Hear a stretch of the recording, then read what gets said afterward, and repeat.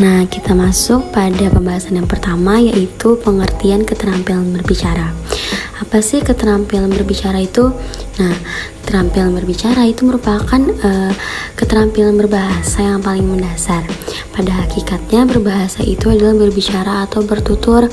Nah, berbicara berarti juga melakukan komunikasi secara lisan. Nah, pada dasarnya, keterampilan berbicara dapat ditingkatkan dengan banyak latihan. Setiap orang, khususnya mahasiswa, sudah seharusnya mampu mengungkapkan buah pikiran mereka secara lisan nih, karena dalam keseharian mereka pun sudah cukup sering terlibat diskusi.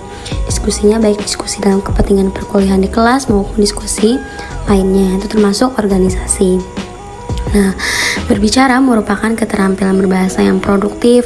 Artinya melalui kemampuan berbicara seseorang menyampaikan pengalaman, pikiran, gagasan, ide kreatif, dan pendapat kepada orang lain dengan menggunakan bahasa yang baik dan benar. Nah, dari kemampuan berbicara tersebut, seseorang tentu ditentukan oleh tingkat penguasaan terhadap topik pembicaraan dan kebahasaannya.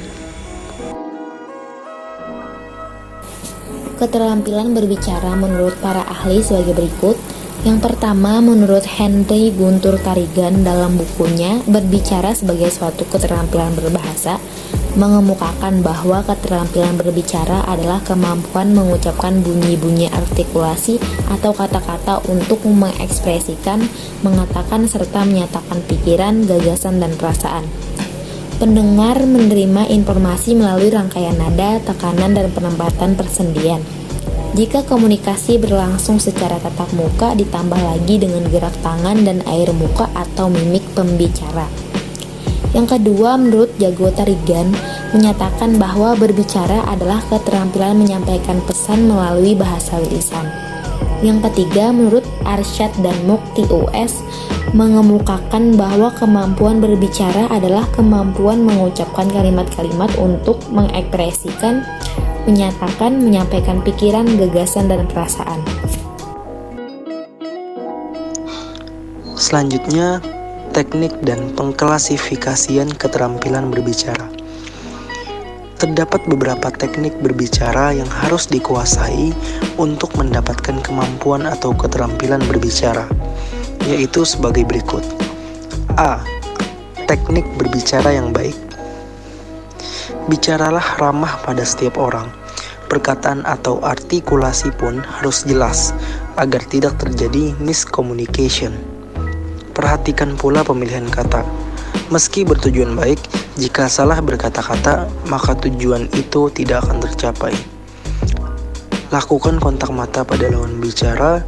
Saat bicara dengan atasan, usahakan fokus.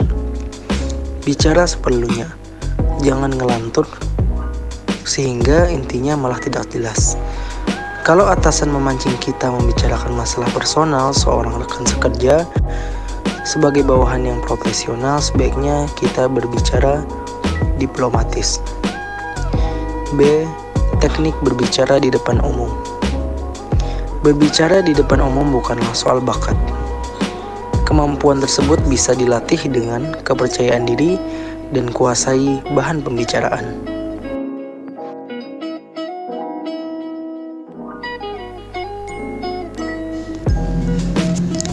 Baik, saya akan melanjutkan dari teman saya. C. Teknik berbicara profesional. Seorang profesional perlu mengenal teknik presentasi yang efektif. Terdapat 3 faktor penting yang perlu diperhatikan dalam berbicara secara profesional, yaitu faktor verbal 7% menyangkut pesan yang kita sampaikan terhadap kata-kata yang kita ucapkan. Faktor vokal 38% seperti intonasi, penekanan, dan resonansi suara. Faktor visual 55% yakni penampilan kita. D. Teknik membuka dan menutup pembicaraan. Untuk mengawali suatu pembicaraan, adakanlah small talk seperti mengucapkan selamat pagi, siang, atau malam. untuk memancing perhatian pendengar. Lemparkan joke ringan. Setelah itu baru ke topik utama. Akhir pembicaraan dengan ilustrasi dan summary hasil pembicaraan di dalamnya. Jadi jangan bicara dari A sampai Z. Sebaiknya diringkas sehingga orang mengerti dan tidak melupakan pesan atau intisari pembicaraan. Berbicara atau berkomunikasi secara profesional menuntut kesiapan 3 hal. Pertama, wawasan atau materi yang disampaikan. Kedua, cara menyampaikan yang meliputi gerak, intonasi, suara, dan penekanannya. Ketiga, penampilan. Semua hal tersebut dapat dipelajari asalkan siswa memiliki kemauan, milikilah motivasi untuk maju dan berkembang, mencapai keberhasilan yang diinginkan. Selanjutnya akan disambung oleh teman saya. Terima kasih.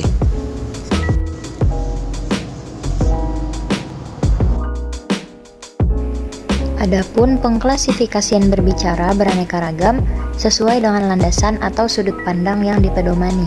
Ada beberapa landasan yang dapat dipedomani untuk mengklasifikasikan keterampilan berbicara, yakni situasi, tujuan, metode penyampaian, jumlah penyimak, dan peristiwa khusus.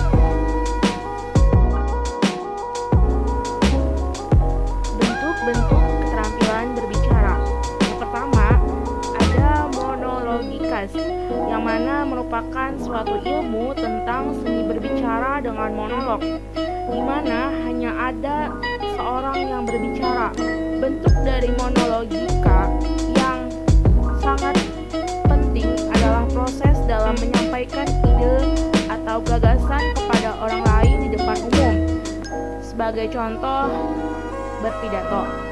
Yang kedua, dialogika, merupakan suatu ilmu tentang seni berbicara dengan cara berdialog, di mana 2 orang atau lebih mengambil atau berbicara dalam suatu proses pembicaraan.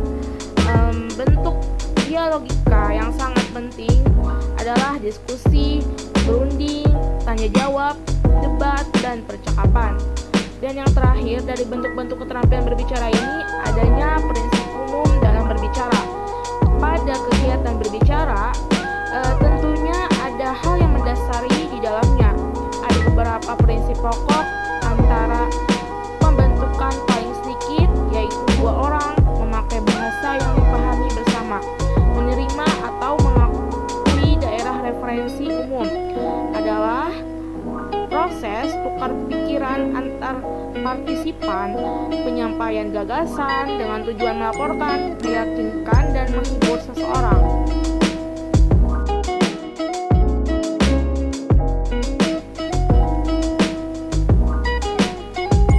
Ya, selanjutnya cara meningkatkan keterampilan berbicara. Ada beberapa cara untuk meningkatkan keterampilan berbicara sebagai berikut. Yang pertama, membekal diri dengan berbagai ilmu pengetahuan.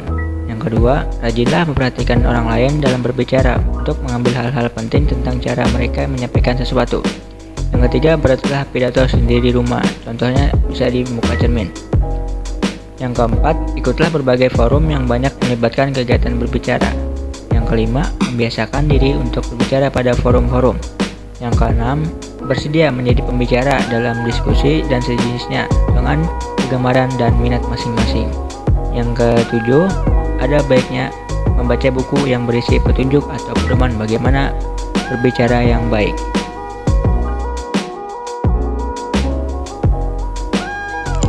Baik, selanjutnya manfaat keterampilan berbicara.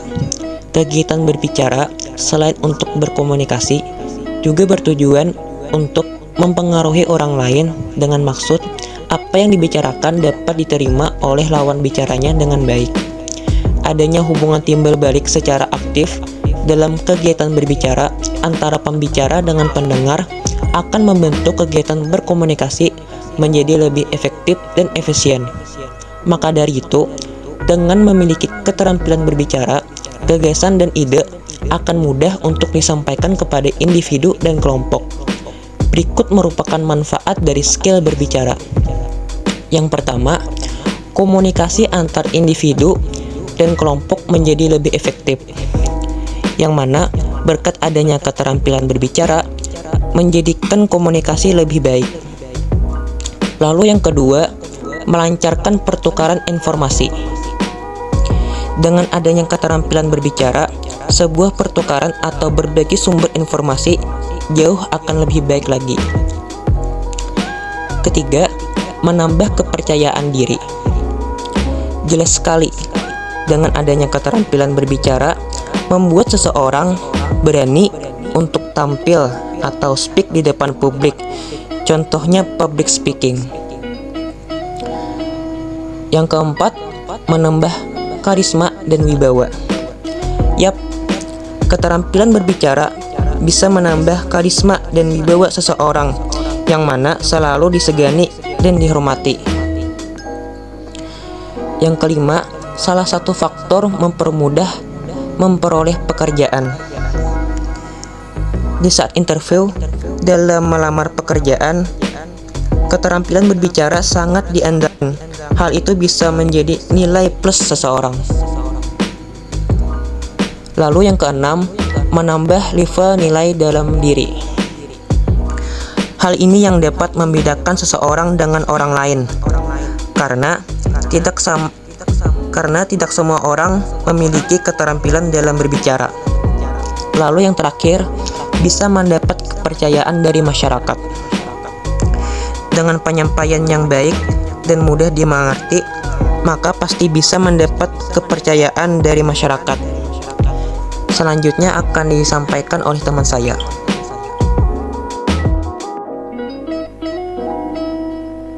Perkenalkan, nama saya Amir Hasan. Di sini saya akan melanjutkan diskusi selanjutnya, yaitu tujuan keterampilan berbicara. Tujuan utama berbicara adalah untuk berkomunikasi, yaitu penyampaian akan sesuatu dari pihak ke pihak lainnya. Nah, agar dapat menyampaikan pikiran secara efektif, pembicara harus memahami makna segala sesuatu yang ingin dikomunikasikan terhadap para pendengarnya. Jadi kita sebagai pembicara harus tahu terlebih dahulu maksud apa yang akan kita sampaikan atau informasikan kepada si pendengar. Di samping itu, pembicara harus mengetahui prinsip-prinsip yang mendasari situasi pembicaraan, seperti memahami etika dalam berbicara baik secara umum maupun perseorangan. Pada dasarnya, berbicara mempunyai 3 maksud umum, yaitu yang pertama memberitahukan, melaporkan, yang kedua menjamu, menghibur, yang ketiga membujuk, mengajak, mendesak, dan meyakinkan. Gabungan maksud-maksud itu pun mungkin saja terjadi.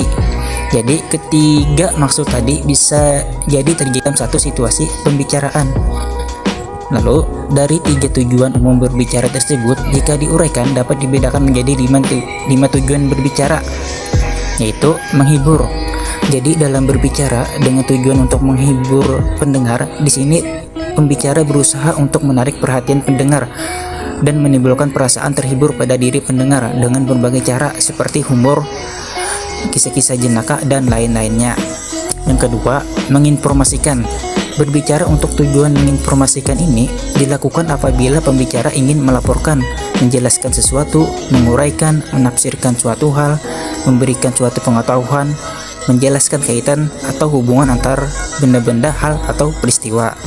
Yang ketiga, menstimulasikan. Berbicara dengan tujuan menstimulasi, di sini tujuan pembicara berusaha membangkitkan, memberikan sebuah inspirasi, kemauan atau minat pendengar untuk melakukan sesuatu. Yang keempat, meyakinkan.